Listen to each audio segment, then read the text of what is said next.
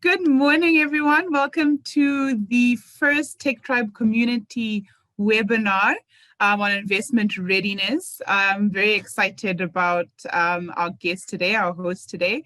And they will take us through what it means to be investment ready and how we can prepare ourselves for the different types of funding available at the different stages that we are in our startup journey. So first up, we've got Abu Cassim. He is an entrepreneur and an investor and the founder of Jozi Angels, which is a network of angel investors based in Joburg.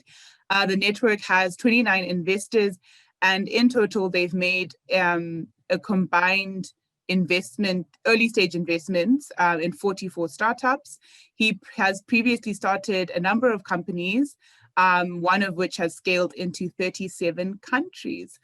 So before I hand over to him, please feel free to ask any questions in the chat. We have received your questions that you've posted when you registered. I have shared those with the host, and we will ask those towards the end in our Q&A session. So over to you, Abu.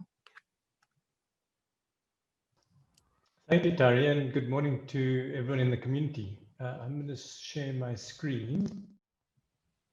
Excellent. Thank you for that introduction. I appreciate the kind introduction. In terms of investment readiness, I'm just going to get straight into the content. Yeah. Abu, maybe just put it on show version, because we can see your next slide. You know, you're in that restricted mode. So. Okay. And it's very basic. It's a measure of two things: risk and return, reward. So is the downside worth the upside? And that measure is going to be different for different investors. So investment readiness for an angel investor is going to be different to investment readiness for a venture capitalist. And then within the venture capital hierarchy, you've got early, later stage, and then all the way up to private equity. So it's going to be different for each type of investor. Then just moving on. So for me, as an angel investor, there are two things we typically look at. So it's a question of what have you started and where have you gotten to. So let's start with the section on the left there. What have you started? Is it a registered company? And what I mean by that is often in the past, I've received an application or in a conversation with an entrepreneur where they haven't actually registered a business, or they've registered a non-profit or a CC. Now, for technical and legal reasons, we don't invest into CCs or non-profits. So our preference as investors is for PTY Limited. So that's the first thing. The second thing is the actual solution and the value proposition to that solution. Is it unique? Is it different? Is it is this groundbreaking? Then the next thing, and that's linked to the first one, is the type of company, which I chatted about. The following thing is your sector and market size. So where is this business going to? How big is this market? And is the solution scalable to reach that market?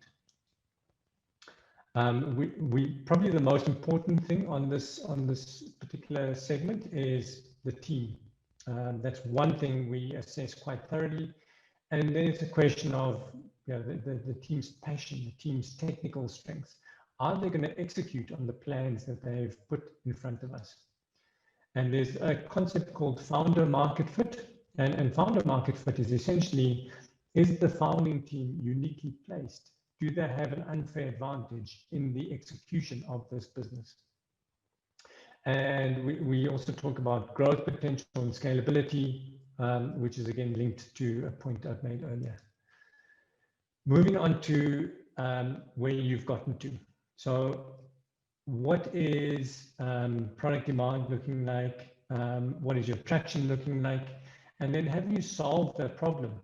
Do you have problem solution fit? And then with the traction, we're able to determine whether you've got some product market fit. Is this something that customers actually want, but want really badly? They become reliant on your solution. And often we see a lot of repeat customers when a solution has product market fit. And then one of the questions that was raised in the list of pre-questions was, what documents do we typically look for? So I think the basic documents is a pitch deck, and if it's detailed enough, that's sufficient. If it's not, we generally ask for a business plan. The reason we ask for a business plan is it gives us a sense of what your plans are, where this business is going through to. And it gives us a reference to actually assess when we are not together. So often it will start through a pitch or conversation, but then we ask for certain documents as reference points when we're not in the same room together, for us to then go and thoroughly assess your business. Also included in a business plan is usually financials, historical, and forecasted. And then as a list of secondary documents, we may ask for agreements. That includes shareholder agreements, customer sales agreements. We may ask for a tax clearance certificate, and we may ask for CVs of your core team. And then in assessing that, or in going through that, we assess your plans and what's happened to date. How have you executed to date? What are your plans going forward? And that also includes runway assessment. How much runway is left? And with the money we're going to potentially give you, how much runway does that give you? So in the current market and in the current climate, it is always advised that you raise capital for 18 to 24 months. Historically, it was 12 to 18 months, and you go back into the market for another round of funding quite soon. But it's always advisable in the current climate to raise a bit more. And then it's a question of why now? Why is now the opportunity?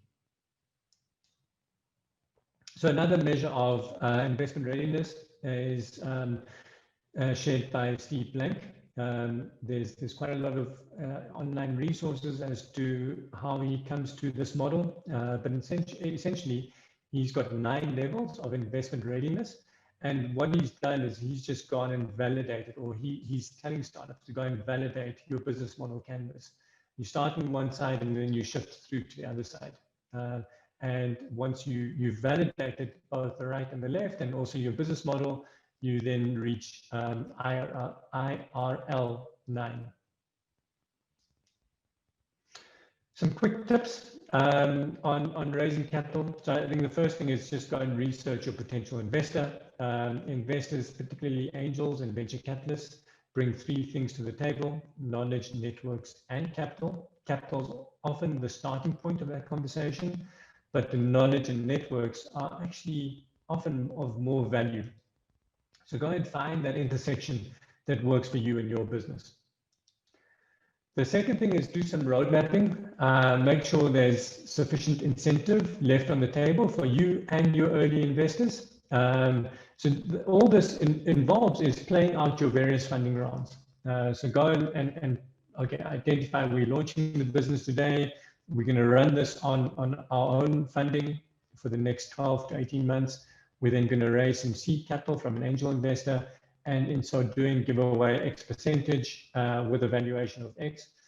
And then your Series A, you do the same, Series B, and so on and so on. And often that helps an investor just get a sense of where this business is going and when next you're going to need to raise capital.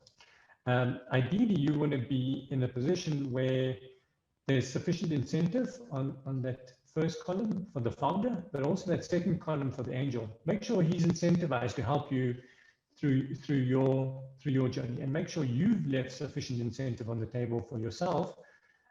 We've often seen founders give up a lot of equity in the initial funding rounds, and essentially you get diluted with each round thereafter. And what you don't want to be left with is say 20% or 15% after a few funding rounds, and you working for someone else. A funding don't is non-disclosure agreements. So I think for me, there are four main reasons why we don't like NDAs. So I think it's time consuming in drafting the agreement. There's some back and forth. Often if someone has breached an NDA, then there's this investigation that needs to take place, again, time consuming. And then if you find it's me or someone else or one of the other 5 people that you've signed an NDA with, there's usually a mediation or a litigation process, and that again is time consuming and costly. That third point is probably the most costly of the 3 there. And then also as an investor, if you brought me an EdTech solution, and we've seen a lot of similar solutions. Typically, with any groundbreaking solution, there are other people exploring opportunities. Whenever there's a legislative change, whenever there's an environmental change, there's always 2-3 people somewhere who are exploring that opportunity. And in signing an NDA with the guy I spoke to before you, I limit the value that I can bring to your business because I'm then bound by that NDA. So for those 4 reasons, we typically don't like to sign NDAs. So what is the solution then if you don't ask for an NDA? Well, if you were to put yourself into the shoes of an investor, if you were to become an investor and invest in either Coca-Cola or Google, you wouldn't see that secret sauce. You wouldn't see that recipe.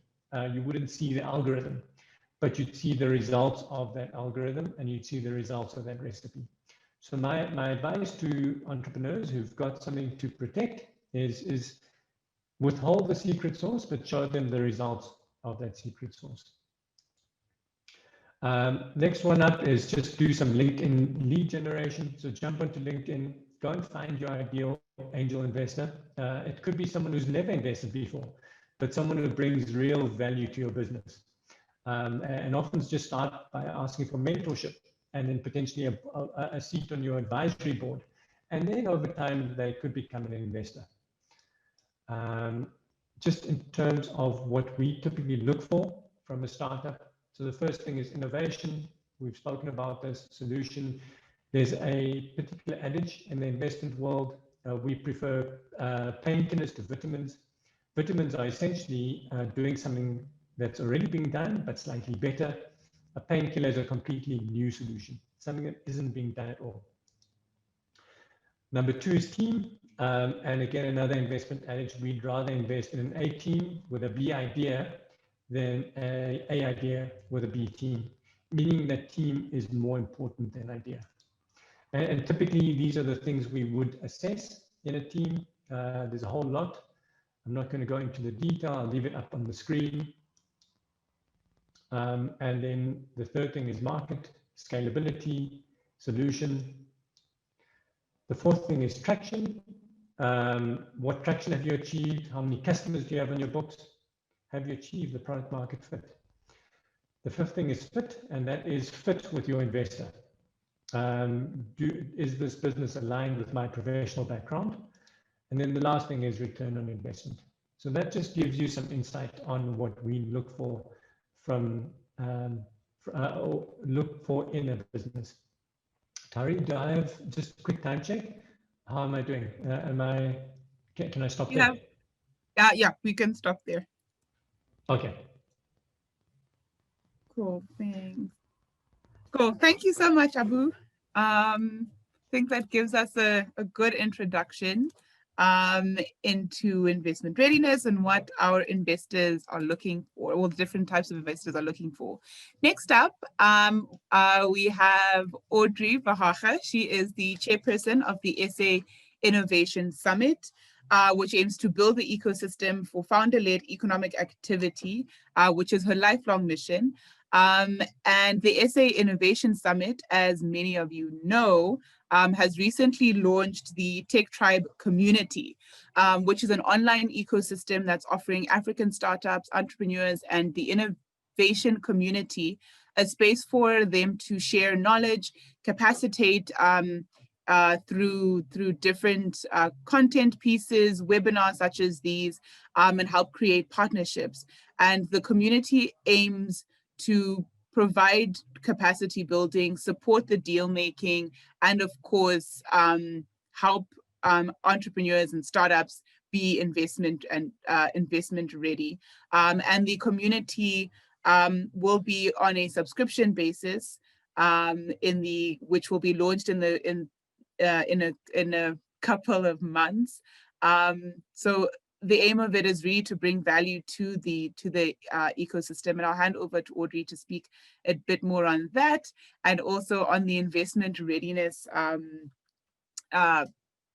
modules that we have developed. Over to you, Audrey.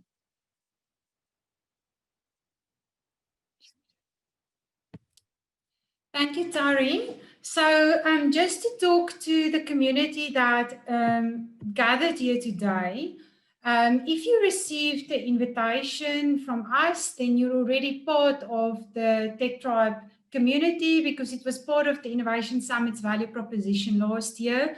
We opened it up to the world as well. So everything we do here is to build the ecosystem for tech startups, their investors, and ultimately corporates that buy from tech startups, and a peer-to-peer community. So I just wanted to say the fact that you're here through the Innovation Summit activities means we have just introduced you to this community. If you came from the outside, then you can just subscribe. It is for free until the 1st of March, where we're going to start charging subscriptions because we want to add more services to tech entrepreneurs on the community. So be aware that this is a value that we bring. One of the values, we do marketing, we do a lot of values that we'll bring as part of that package. Just a highlight to all of you. In this space, investment readiness, we have developed the online accelerator, and I see about 2 people in this community that attended here that actually went through parts of the accelerator that was funded by SACE2. So I want to give recognition to the funder here that has invested quite a lot of support to develop this infrastructure in the community for any startup. And startup is a wide term. Startup means before you become active in your market, it means you begin to become active in your market, and it goes up to Series B, where you are already a 40 million rand company that is now raising to enter Europe or expand your footprint in Europe. So I want you to be aware that the word startup really covers a wide spectrum. And I'm going to be very honest, if you're pre-commercial, there's very little funding. Even angel investment prefers that somebody can show, yes, I can convert a customer. So we've got in South Africa, TIA and SPY, and a few support mechanisms for pre-commercial, but very few others in the market. That is not to say that some VCs won't fund a spectacular research and development that can go somewhere, but I wanted you to be aware and sensitive that this plays quite wide, and that you know that what you're actually dealing with when you raise funding.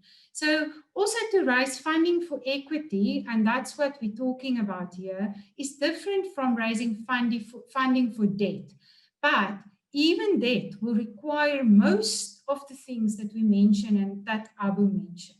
So be aware of that. Tari, I'm trying to move to the next slide, but it doesn't give me that right. So I don't know why. Let me try this. Oh, there I am.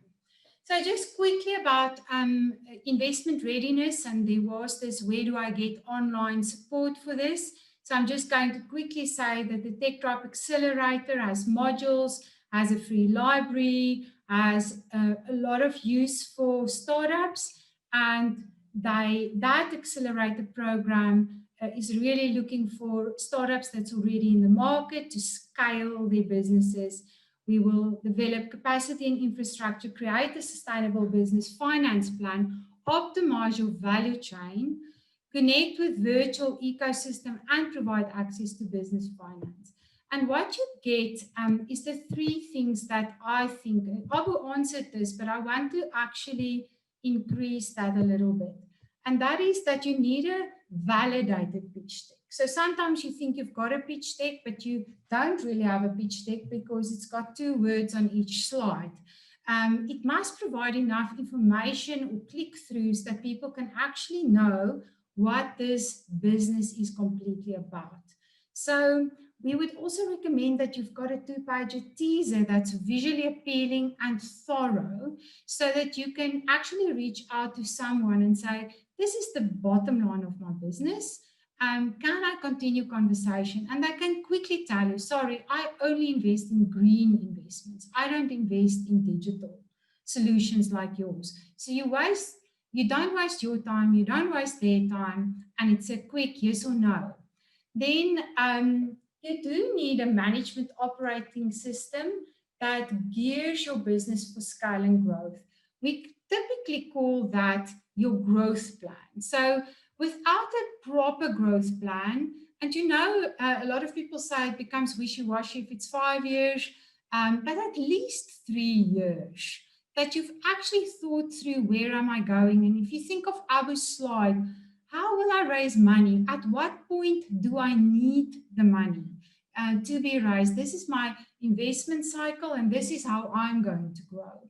Because without a future and a little bit of a past, you don't have to have 10 years past, but maybe 1 year in the market, and you've shown that you can convert customers, then based on the future, you can actually start talking about what is my value that I'm bringing. And that makes a conversation with the investor much more interesting. So the trouble you take to think about things forward is a good indication how entrepreneurial you are. And then to plan your growth and plan, so your growth plan, which activities, what will it take, what will it cost, how many resources do I need, and to plot that out 3 years in advance. That's kind of entrepreneurial acumen that an investor is looking for in a strong team. So a lot of people have asked the question, I have no experience. I want to say that we've invested, and I know Abu's Jozi Angels invested in the same team recently, 2 23-year-olds that's never built a business. But they took the trouble to work out who are their competitors, how will this business grow and scale. They were exceptionally professional, so they although it was academic knowledge that they applied, they felt it deeply in their hearts. They make a lot of mistakes, but there's connection and they are investable. They've got good backgrounds, they studied and they learn. So I want to say that you don't always have to have experience, but experience makes it easier for investors.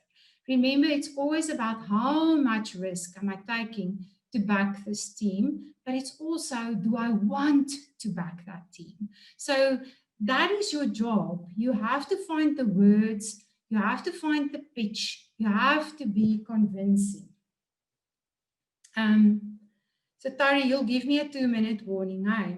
So very important, I've talked about the growth plan, but you will also invest in a proper pitch deck. So I'm including in the slides a pitch deck, and I don't have the time to really do a whole lecture on the pitch deck, but I'm giving you all the slides that you need to think about and some details around the slides. So just a little bit more about, it's a story that you tell. So when you pitch your business, you love your business and you are telling a story to people that must put money into your business. So investment readiness means that you've got a true problem that you're solving, and you've got a great solution that solves that problem. And you prove this. There's a real problem, and I found it out like this. And this is my solution and what makes it unique. Then you showcase the solution that it actually works. It works not just for you, but it also works for the customer because they actually love it. And the customers say this and this about it. And then here, the investment part becomes very important. How big can this go? You know, if I give you now 500,000 Rand, will this grow significantly when you actually become well known in your city, in your country, in other countries? So what I also find with many startup entrepreneurs is that they don't see the bigger picture. They are very focused on their community, and I see my 10 minutes are over. So just to run through this, you do need a good business model. You do need to understand your competitors, what makes you different, how do you hit the market, who are you, what is your traction, and then what do you need and what are you going to do with it. And then the slides that build that out that you can go and investigate on your own. Thank you, Tari. You can share this with everybody. Well, thanks so much, Audrey. So we're going to dive into a discussion and a Q&A, and I'll first start off with some of the questions that came in with the registrations. And I know some, yes. Tari, can I interrupt? I'm sorry. Guys, I wanted to invite you. Tari did it in the beginning, but lots of new people joined. Can you post questions in the chat box? We got 35 questions in the build-up to this webinar. Obviously, Tari is going to ask maybe 5, maybe 7. Let's see how far we go.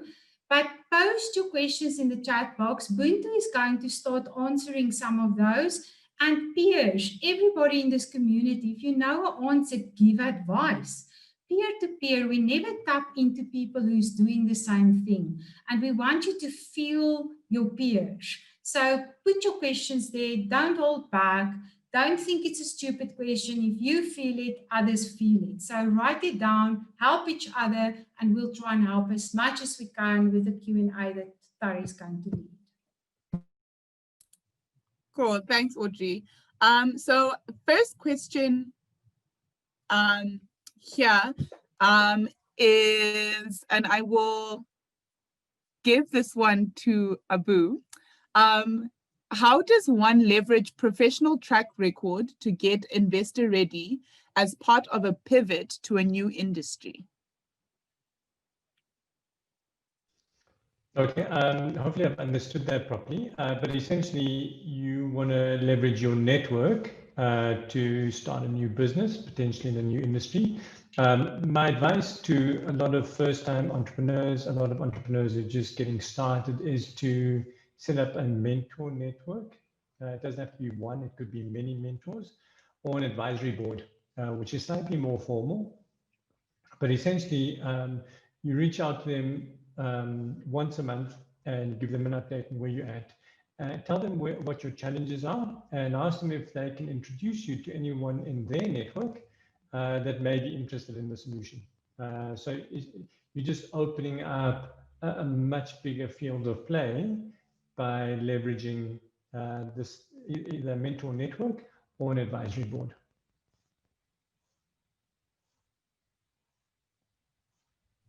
Thanks, Abu. Audrey, what is the best advice for startups at idea stage, pre-MVP?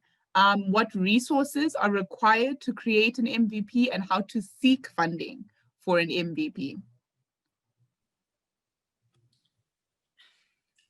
You see, that stage is the stage where your entrepreneurial grit is being tested. So you've got this idea and you actually want to move with it. You don't have the money to do what you dream about, and you must make plans. And if you pass this stage, Angel will reflect on it and say, you've got entrepreneurial hustle. So if this stage is too much for you, there's almost a natural selection. I'm being very harsh here to say, we don't want to make that stage easy for you. It's too risky. We don't know whether you've got what it takes. We have no idea. So you have to hustle your way through this. And hustle means then that you go and equip yourself with information. You apply for incubation programs where they often have access to applications and spaces and knowledge. You learn, if you don't have money for a registered course, which I also sometimes think are not very useful, because entrepreneurship is not an academic course, it's a real life situation. But equip yourself at least on the internet. And by speaking, surround yourself with entrepreneurs, make friends with entrepreneurs, and then apply for programs and learn from the process. Take every no as a learning opportunity. You'll get many, many no's in the beginning. And every no, don't take it personal. Don't think, oh, I will never make it, or I'm not good enough. That's not what a no means. A no means not now, or not, this does not fit my mandate, or this does not look ready for me. So always find, if you get a no, can you say, can you just give me something useful? Why is it no from you? They will tell you it's not our mandate. If they rude, then you take, it's their problem, not yours. So take that beginning phase as making yourself resilient. But there are spaces. Tia gives money for inventions, so not for a company that doesn't have intellectual property. I also just want to say that angels don't always invest in intellectual. It's a nice tick box for us because it saves a lot. But if you've got a brilliant idea or spin that we haven't seen in the market, but there's competitors, but you bring a new spin to it, we understand that first to market strategy can be a strategy. So it doesn't always have to be a R&D thing. It's your intelligence can be good enough. So it must just be clever. How do you make money? How will this be scalable? And this is your strategy to win everybody in this market. So that beginning phase I find very interesting, because as an angel investor, I speak to a lot of people who hustle or don't hustle. It's like, but here I'm waiting and nobody wants to give me money. No, I got so many no's, but then you make a plan with no money. You keep on being on LinkedIn, you keep on building your website with your own crude way, you build a following, and you start converting customers. You don't have to be perfect to start. And money will not solve that. Entrepreneurship solves that. So be an entrepreneur. You chose this direction, hustle. And another thing that you can do is go and ask family and friends, can you borrow me something? Because a lot of entrepreneurs actually rely from their family to give them that push up from the beginning. So there is, that's my answer to your pre-revenue. There's spaces, but not a lot, hustle. Tari, can I add to that? Yes, please. Yeah, so yeah, everything that Audrey said is exactly true. I think what's important here is, as an entrepreneur, every entrepreneur's got these grand ambitions, this big vision that they want to achieve, impact, revenue-wise, profit-wise. Break that down into small stepping stones, and identify and understand what you can achieve given the resources that you've got on hand at the moment. And most businesses can actually be tested with a few thousand rand. 3,000 to 5,000 rand will give you a good sense of whether your business has legs or not. And there are new tools that are available to you, whether it's techniques like Lean Startup or tools like Wix, Google AdWords, and so on, that will help you test your solution. And Audrey mentioned this, and just to expand on this further, I think as entrepreneurs, every one of us have had a side hustle, something that's helped us keep the lights on when our grand plan wasn't ready yet. And that could be the gig economy, it could be consulting, just something to get revenue in and then put that money towards building the business on the side.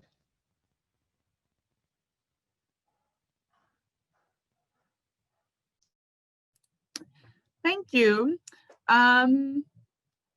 Another question here. If you were in my shoes, and I'm not sure whose shoes, which offer would you accept from an angel investor? What makes someone attractive to an angel investor?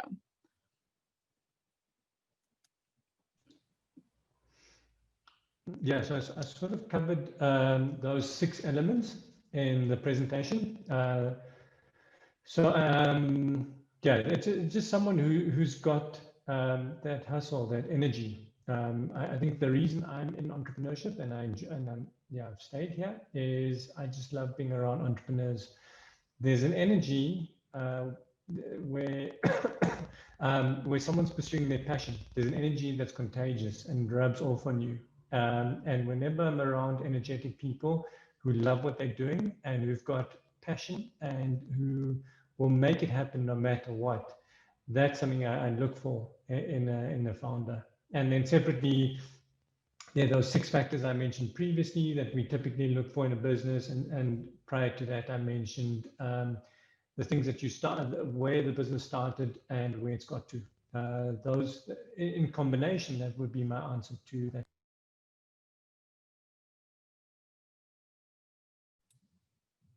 Cool, thank you.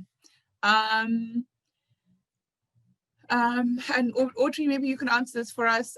When securing their first funding, what are some of the most common pitfalls startups encounter?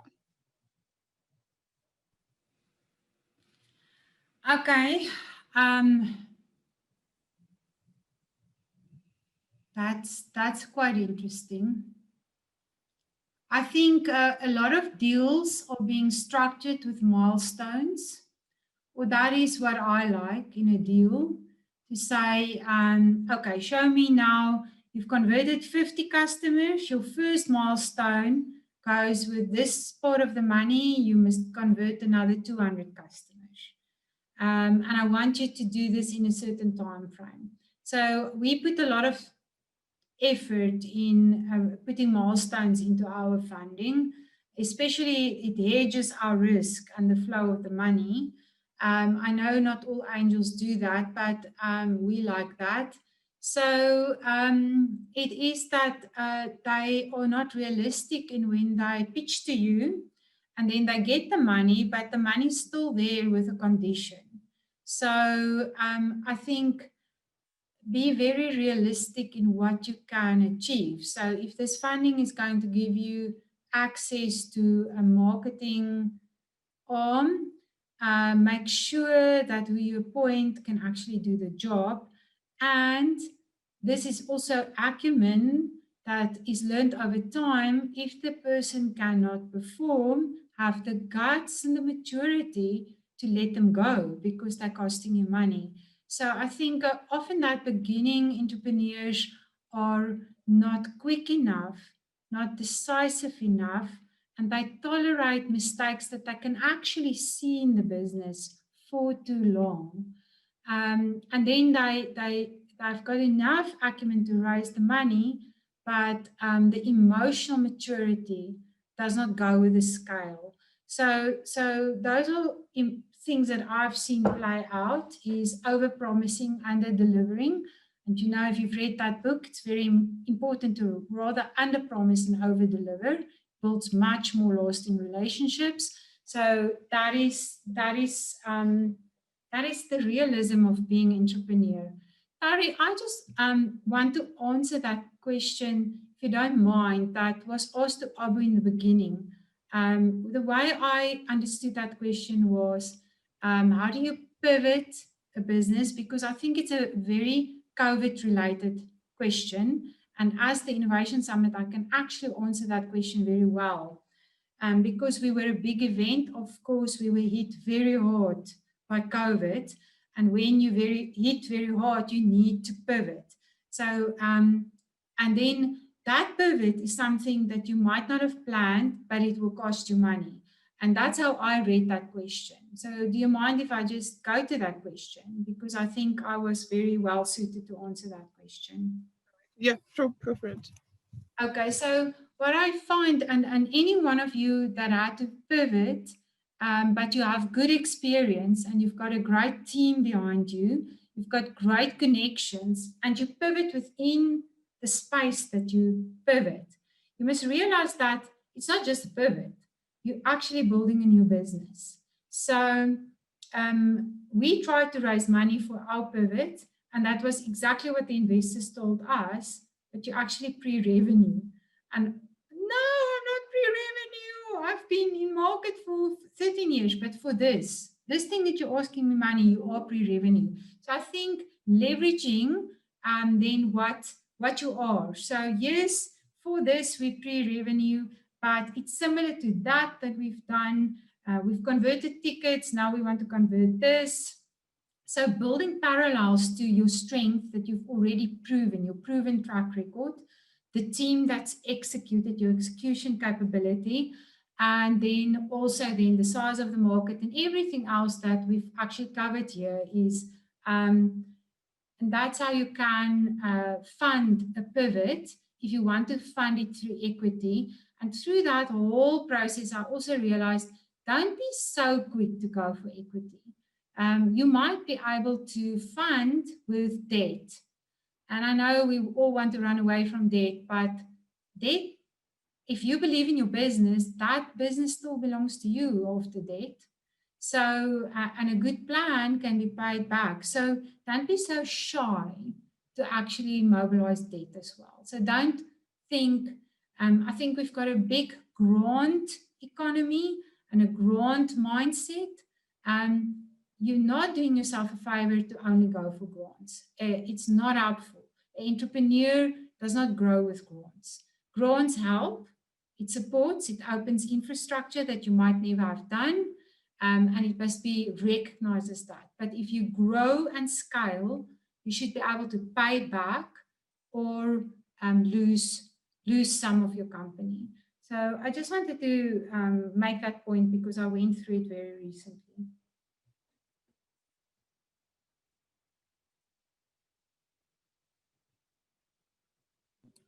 Thanks, Audrey. I have a question here from Sine in the chats, and she's mentioned. I think we did touch on this about the team, that the investors consider the team over the idea. How would you advise that we build a great team as startups?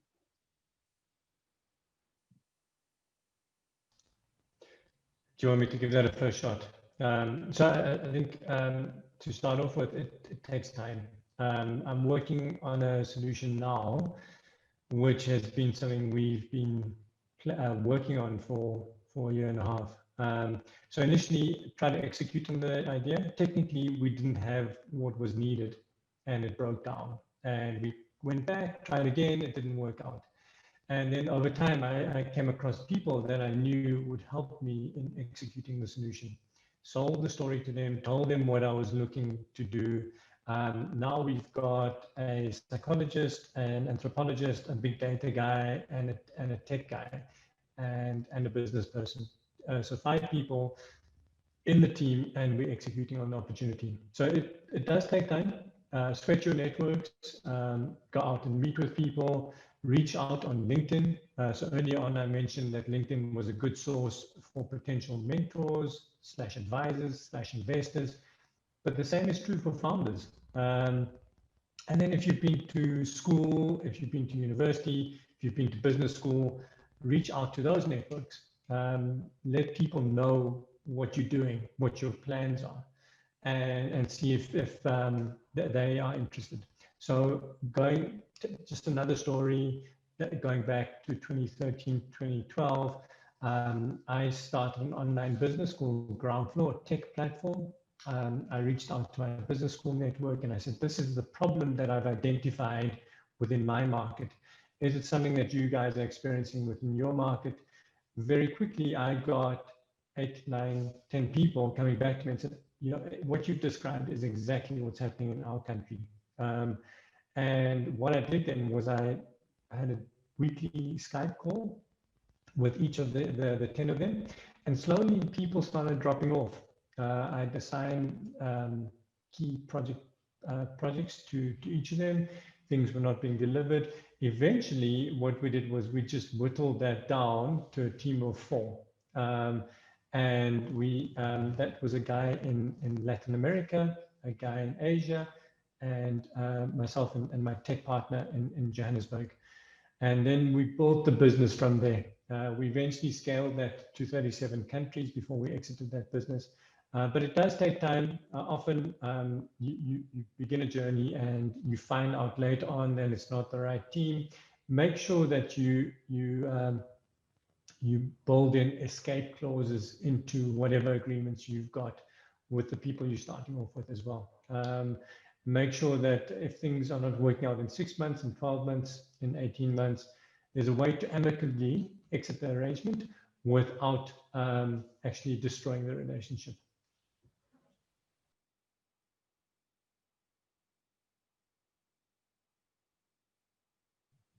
Well, thanks. I hope that, Sina, that answers your question and answers questions for many others. I don't know if anyone has any other questions for Abu and Audrey. You're welcome to raise your hand, video, mic, or post in the chats. You can unmute yourself, show us your video, ask any questions or any comments anyone might have before we wrap up.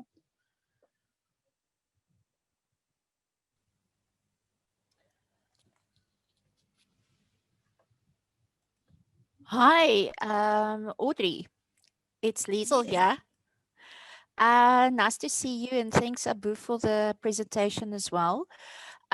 Just want to ask you, where can we as young businesses find information on market entry to various industries? Thank you. Abu, I hope you can help here because I know Liesel's business, and let me just give you information here. It is a food drying business. She's setting up a manufacturing plant in the IDZ zone in East London. She got support to set up, so that's proof that she's people believe in her. The government gave her support in this plant, and I think some equipment, I'm not completely sure. But now to get operations going is quite tough. So there's not intellectual property, but there is manufacturing. And I think the DTIC, Department of Trade, I don't know why they changed this acronym. It was an industry, but now it's got a C, probably competition maybe. Okay, whatever. They have programs, and Liesel, have you ever been on their website for food? Because I have not investigated the food component. But, yeah, tell me. My industry actually changed. I'm now in the tea business. I used to do tea before I did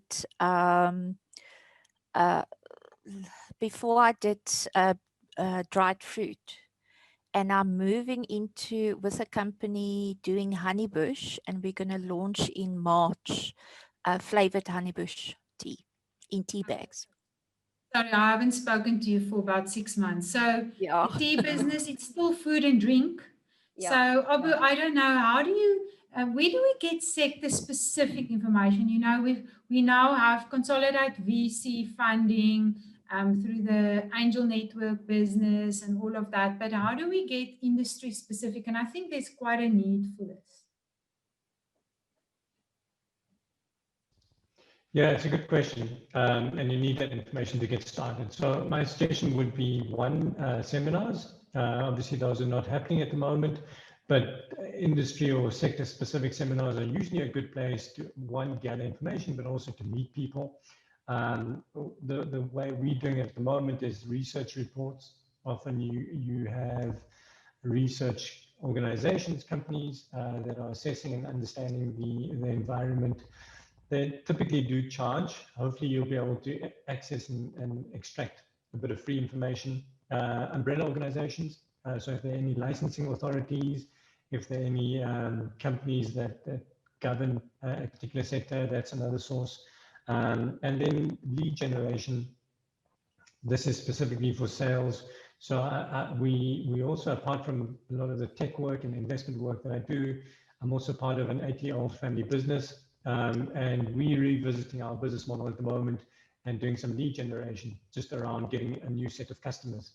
And that's been quite useful for us. And then lastly, just some of the stuff I spoke about earlier, your mentor network, your advisory board, and then potentially your funders. So that Venn diagram thing that I showed you earlier, where you've got those 3 circles and that intersection, make sure that the people you surround yourself with are going to add value to your business. And then that ties into the point of incentivizing them to add value to your business. Make sure they are incentivized to add value to your business. Thank you, Abu. Thanks. I think we've got time for one more question. I see Mohlolo's got his hand raised. You are welcome to unmute and ask your question. Hi, everyone. I have 2 questions. Number one,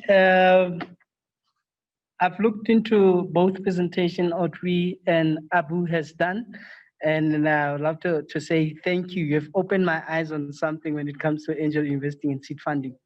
But number one is, you know, the nitty-gritty in terms of equity. Is it advisable for one, if seeking for investment, to say that I've even posted it on the chat board? Is it advisable for one to say, okay, as you an investor to me, you will take equity of 50% to my business and 20% of my profits, of the profits the company will make as dividends to the end of whatever the period will agree upon for dividends. So is it advisable to put more percentage in terms of leveraging your chances for investment, or is it how should one structure that equity in terms of leveraging one's chances for investment? The last thing is in terms of online system, because now we have to use technology as part of our team. I have an e-school that I have an online school that I've established earlier this in December. So for me, it's difficult for my potential clients to understand that they need to move into an online system. They do not trust the online system because of certain things that are happening in the industries. So how can one pivot in making sure that the target market understand further and have that traction to go into the product that I'm presenting to them? Thank you. I hope it's clear. I've tried to make it clear. Thank you. Abu, I can do the second part. Can you help with the deal structuring in the beginning? Yeah, sure. I'm hoping you're not meaning both equity and a combination of revenue percentages. So there is a new movement towards revenue-based investment, which we are seeing internationally, and it's called flexible VC. So essentially, we invest X amount of money, and then there's some sort of return that we generate through your revenue as a percentage of your revenue.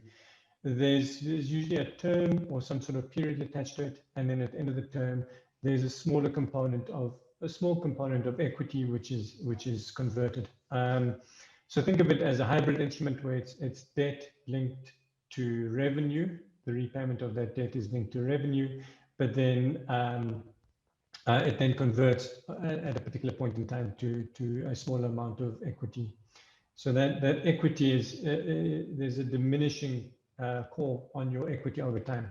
In terms of what I've experienced and our average investment, so our average investment has been in the region of 700,000 Rand for roughly 20% of equity.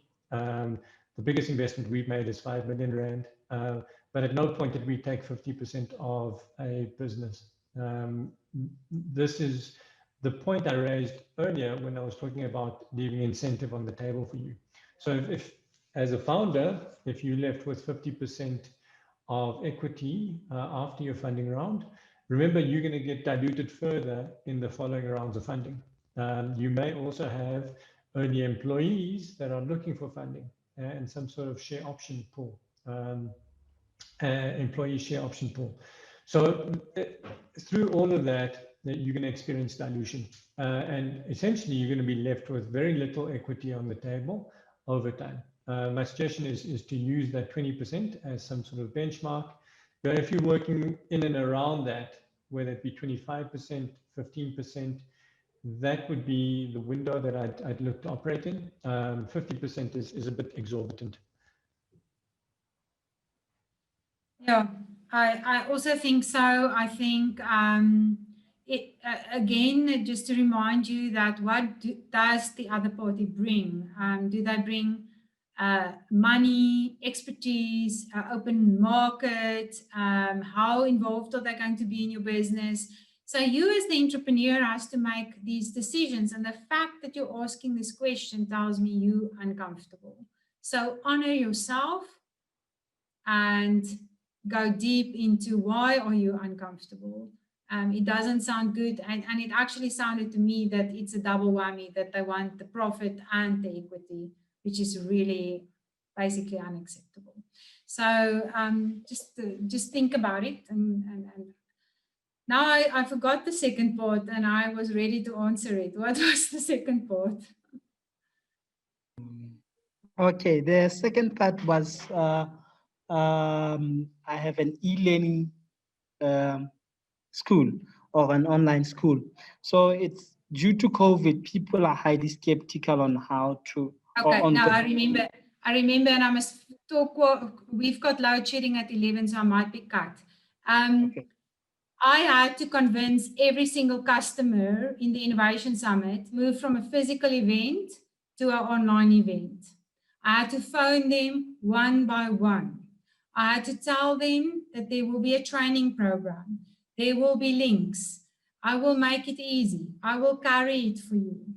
So it is a convincing job if you've got something that worked and now you must move them the same thing into a new thing.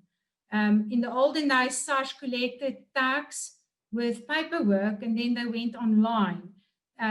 So you must just make it easier for them. Your job, if you want to convert them there, is to get them a path of making it easy. Tell them the benefits. They will save money driving or finding transport. Give them discounts. You'll have to make your prices cheaper. So you will must develop a benefit scenario that makes them willing to move, to follow you, because they liked what you did previously. It's the same thing online. They trust you, but they're not comfortable with the online scenario. So you create a package for them that makes it undeniable, because they're in the same position as you. They know where they are. They can get ill. They can die. So there's another incentive. There's actually a virus that pushes them for you. So use all of that.